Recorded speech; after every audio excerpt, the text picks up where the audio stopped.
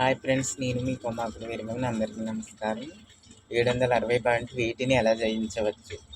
మనలో ఉన్న దుర్గుణాలను జయించగలిగినప్పుడే మనలో సత్ప్రవర్తన ఏర్పడుతుంది.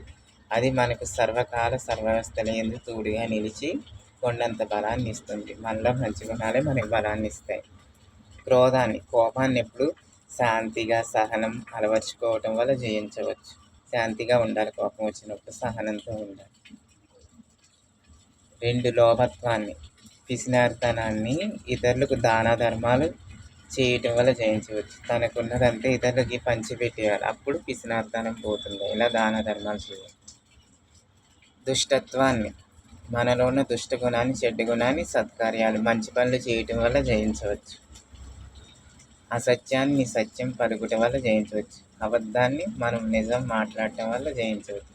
ఈ దుర్గుణాలను జయించిన వాడికి సద్గుణాలు వచ్చి అవి మంచి బలాన్ని ఇస్తాయి. ఇవన్నీ చెడు గుణాలను ఎప్పుడు మంచి గుణాలతో జయించాలి. ఓకే ఫ్రెండ్స్, ఈ పాయింట్స్ నచ్చితే లైక్ చేయండి, షేర్ చేయండి, కామెంట్ చేయండి, సబ్స్క్రైబ్ చేయండి. Thank you.